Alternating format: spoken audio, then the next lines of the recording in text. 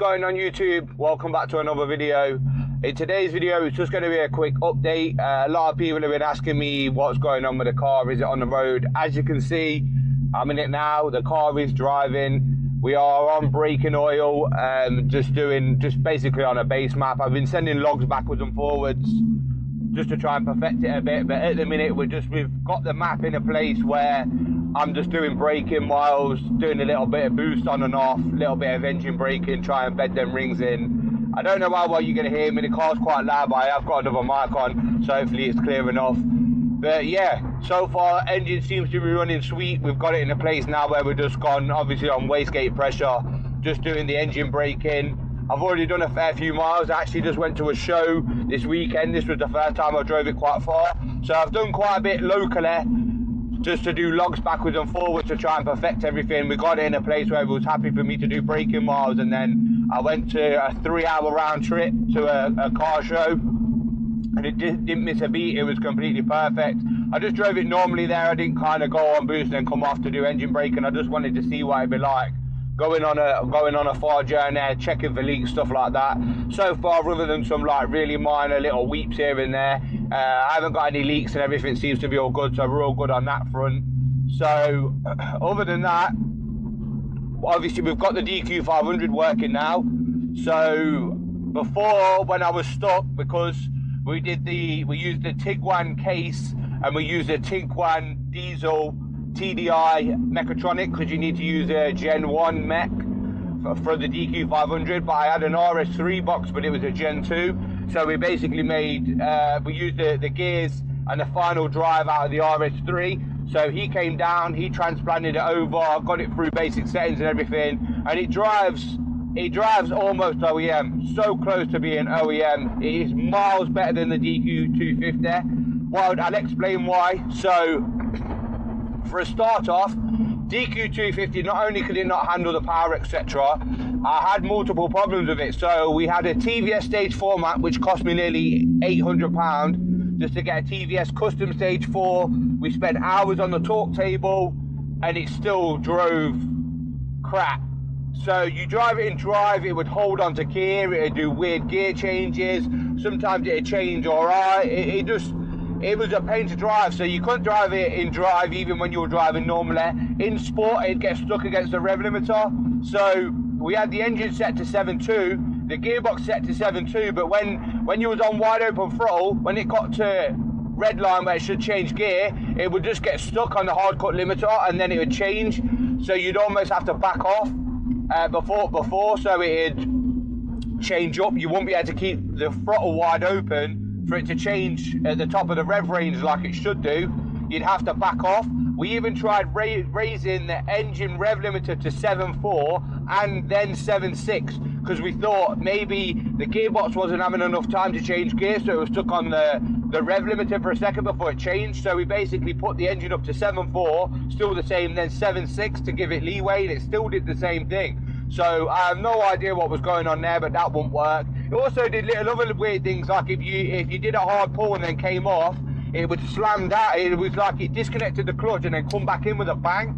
So no matter what I did, it just drove horrible. So I was pleasantly surprised when we did this and it drives like OEM. So it's not got a map on it at the minute. He did the custom software to move the ratios over, but we didn't do a map on it just to keep things simple, just so that if we did have a problem, it'd be easy to work out what it was. And because we're on engine braking, we just decided that let's just do the ratios, make sure everything's all right, get engine braking done. Then later on down, when we're off engine braking and we're going to lean on it a bit more, then we'll look at putting a map on it with higher clamping force and stuff. So it's just on the stock map at the minute, but if you drive it in drive, if you drive it on light throttle, you will be in 7th gear at 50 miles an hour, which it would never do that with a D. Obviously you only had 6 gears in that, but it would never change in that way that you'd be like that. It would hang on all the time and it'd be like you kind of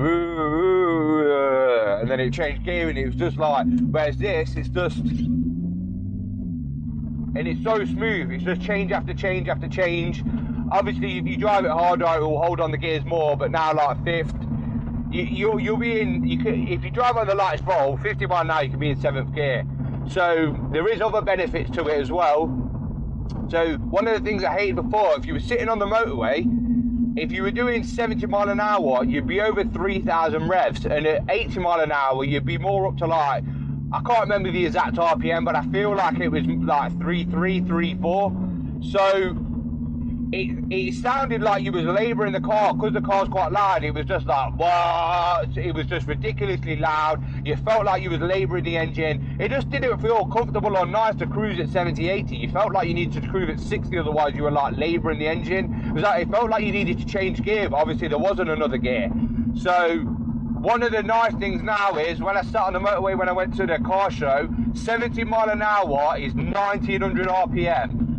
80 mile an hour is 2.1. So it's dropped at least 1200 RPM off your cruising speed on a motorway.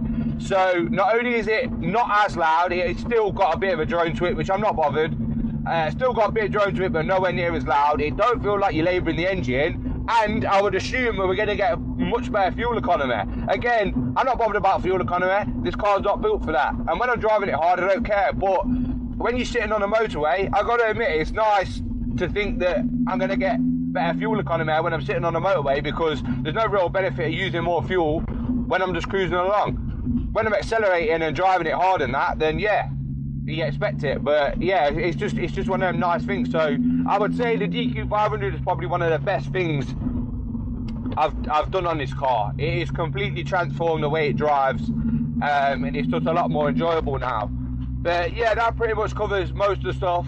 So what I will do is, in a second, I'll bring the camera around. I'm going to show you the dash. I'll show you it going through the gears just with normal drive. I might show you a little bit of sport. Obviously we are on braking, so I'm not going to do nothing crazy, but I'll just show you what it drives like on a really light throttle, maybe a little bit more, maybe a bit of sport, just to give you an idea of what the DQ500 is about.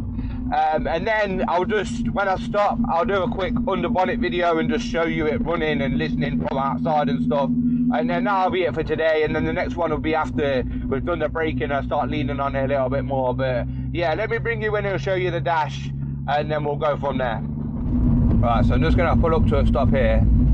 For a start off, I'm just going to show you what it's like just taking my foot off the brake. See how smoothly it comes in and just rolls. So I'm just driving it on really just breathing on the throttle.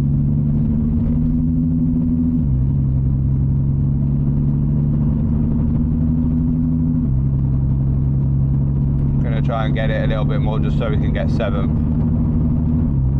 See that? Look, it's not even 50 mile an hour and we're in 7th gear.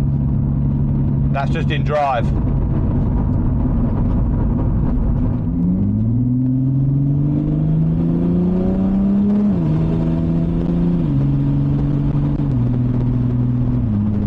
Right, so that was a slight kick down in drive, just to show you what it's like, and I'll just brake down again.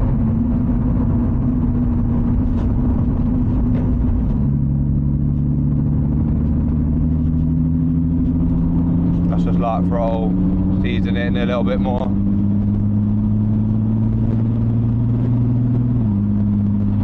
So that's, yeah, the shifts are smooth as anything.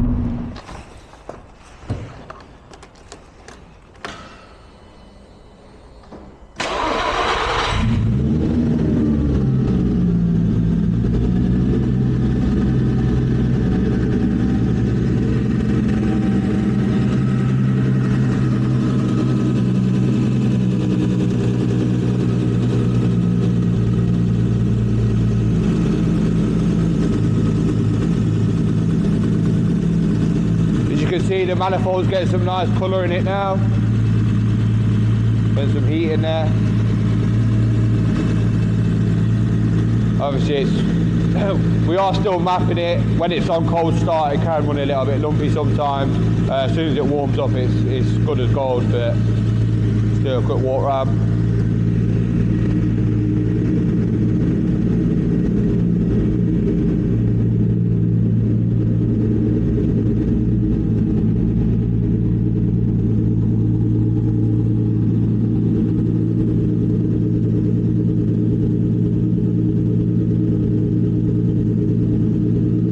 Give it some light revs.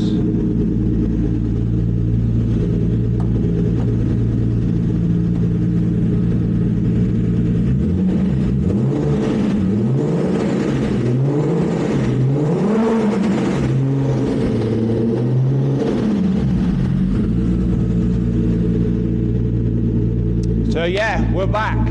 We are back. There will be more videos to come, so just bear with me. I will try and stay on it as best I can. But yeah, that's going to be it for today. Like, share, subscribe, all that good stuff, and I'll catch you on the next one. Peace.